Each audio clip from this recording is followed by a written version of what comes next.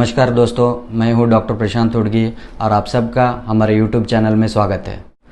आज का टॉपिक है पाइल्स, हेमोरॉइड्स यानी कि बवासीर। ये बवासीर क्या है और क्यों होता है, इसका लक्षण क्या है और इसके घरेलू उपचार और इसका होम्योपैथी ट्रीटमेंट, ये सभी जानकारी मैं इस वीडियो में देने वाला हूँ। कृपया आप ये वीडियो अंत तक देखिए। दोस्तों, गुदा और मलाशय के जगह पे जब रक्तवाहिका सूज जाती है और लटक जाती है, इसको हम पाइल्स यानी कि बवासीर कहते हैं। बवासीर मेनली दो प्रकार के रहते हैं, एक इंटरनल पाइल्स यानी कि आंतरिक बवासीर और एक एक्सटर्नल पाइल्स यानी कि बाहरी बवासीर। इंटरनल पाइल्स और एक्सटर्नल पाइल्स क्या है हम जानेंगे। इंटरनल पाइल्स यानी कि आंतरिक बवासीर, इसमें क्या है, 4 प्रकार के होते हैं, मतलब ग्रेड 1, 2, 3, 4 रहते हैं। ग्रेड 1 में जो रक्तवाहिका रहते हैं जब सूज जाता है, वो गुदा और मलाशय के अंदर वो सूज जाने के बाद उसको हम फर्स्ट ग्रेड कहते हैं। अब सेकेंड ग्रेड में क्या है, जब रक्तवाहिका सूज जाती है और लटक जाते हैं, वो मोशन पास करते टाइम बाहर आता है, उसके साथ ही अंदर चले जाता है, इसको हम सेकेंड ग्रेड कहते हैं। और थर्ड ग्रेड में क्या होता है, जब सूजी हुई रक्तवाहिका जब सूज के लटक जाता है, मोशन के साथ बाहर आता है, वो हम मैकेनिकली यानी कि उंगली से हम अंदर कर सकते हैं, इसको हम थर्ड ग्रेड बोलते हैं। फोर्थ ग्रेड में क्या होता है, जो रक्तवाहिका सूज जाती है, जब मोशन करते टाइम बाहर आके लटक जाता है, वो अंदर जाने का चांसेस बहुत कम रहता है, इसको हम फोर्थ ग्रेड इंटरनल पाइल्स बोलते हैं यानी कि आंतरिक बवासीर। अब दूसरा टाइप का क्या है, बाहरी का बवासीर, एक्सटर्नल पाइल्स।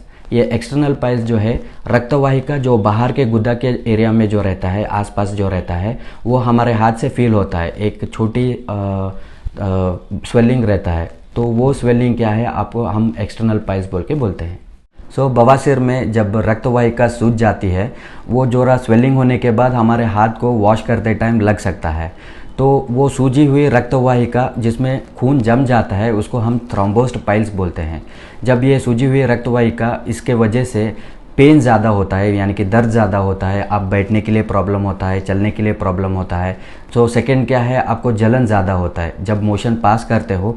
मोशन पास करने के बाद या पास होने के बाद भी थोड़ी देर तक जलन आप महसूस कर सकते हो। तो लास्टली क्या है, रक्तस्राव होने का भी चांसेस यानी कि ब्लीडिंग भी मोशन करते टाइम चांसेस ज़्यादा रहता है। तो ये सभी लक्षण एक बवासीर यानी कि पाइल्स में रहता है। बवासीर होने का मेन कारण क्या है, 80 to 90% लोगों में ये कब्ज़ यानी कि कॉन्स्टिपेशन के वजह से पाइल्स होता है।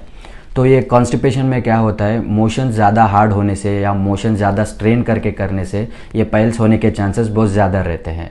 और सेकंड में क्या है, जो लोग खाने के चीज़ों में फाइबर कंटेंट जो कम खाते हैं, उसके वजह से भी मोशंस हार्ड होने से या कॉन्स्टिपेशंस होने से पाइल्स हो सकता है। फाइबर की कमियाँ यानी कि खाने में जो तरकारी यानी कि सब्जियां और फ्रूट्स जो कम खाते हैं, उसके वजह से क्या है, बॉडी में कॉन्स्टिपेशन यानी कि कब्ज़ होने के चांसेस ज़्यादा रहता है, उससे भी पाइल्स होता है।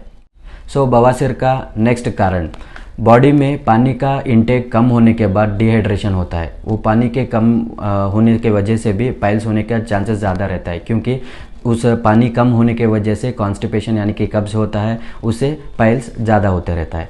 और सब लोगों में बैड हैबिट्स रहता है, बैड हैबिट्स यानी कि स्मोकिंग, अल्कोहल, टोबैको च्यूइंग, ये सभी चीज़ों से क्या है, डिहाइड्रेशन यानी कि कब्ज़ होने का चांसेस ज़्यादा रहता है, उससे भी पाइल्स होते रहता है। और ज़्यादातर बुज़ुर्ग लोगों में और प्रेग्नेंट वुमेन में, ये सभी लोगों में भी पाइल्स होने के चांसेस ज़्यादा रहता है। इसका नेक्स्ट कारण क्या है, ज़्यादातर लोगों में जो ऑक्यूपेशनल डिजीज़ बोलते हैं यानी कि ज़्यादा बैठ के जो काम करते हैं, लाइक ड्राइवर्स रहने दो या कंपनी में काम करने रहने वाले दो, ये सभी चीज़ें मतलब ज़्यादा बैठने के वजह से पाइल्स होने के चांसेस ज़्यादा रहते हैं।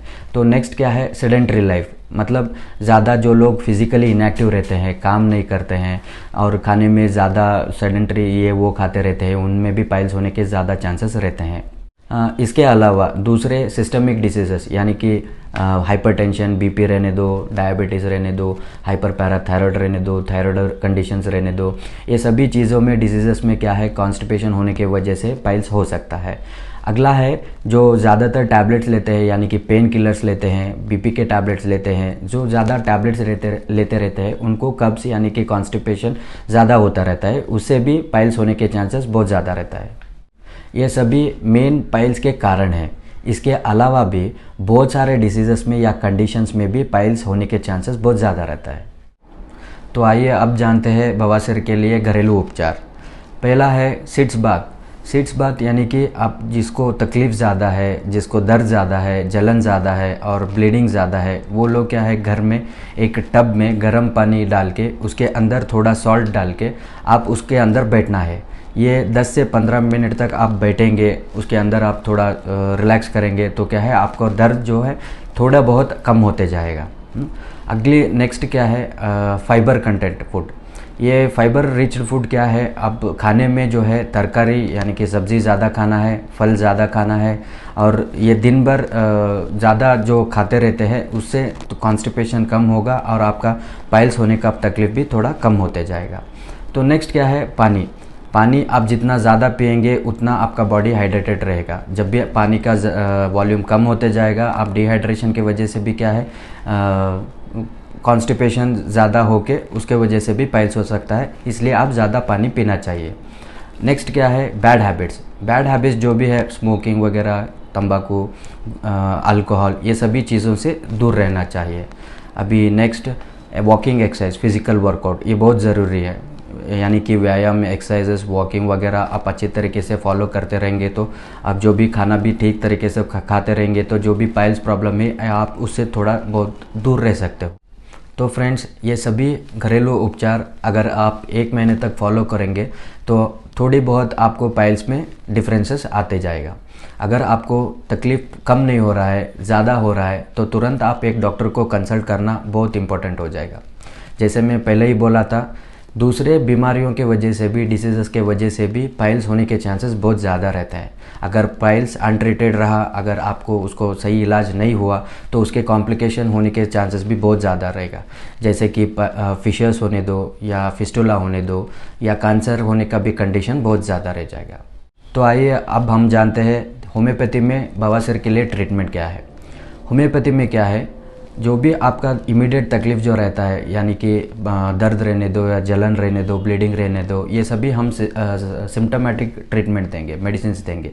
उससे क्या है आपका दर्द जो है थोड़ी बहुत कम होते जाएगा। उसके बाद हम कॉन्स्टिट्यूशनल मेडिसिन देंगे। कॉन्स्टिट्यूशनल मेडिसिन में क्या होता है, मेन आपका जो प्रॉब्लम है, जो सूजी हुई रक्तवाहिनी है जो है वो अपने आप रिग्रेस होते जाएगा, आपका तकलीफ़ भी बहुत कम होते जाएगा। इससे बिना साइड इफ़ेक्ट के और बिना सर्जिकल के आपका बवासीर या पाइल्स हम आराम से होम्योपैथी मेडिसिन से कम कर सकते हैं। तो फ्रेंड्स, अगर आपको हमारा वीडियो अच्छा लगा तो लाइक कीजिए, कमेंट कीजिए और शेयर कीजिए और हमारे यूट्यूब चैनल को सब्सक्राइब कीजिए। नए वीडियोस के लिए नोटिफिकेशन के लिए सब्सक्राइब बटन के बाजू बेल दबाइए।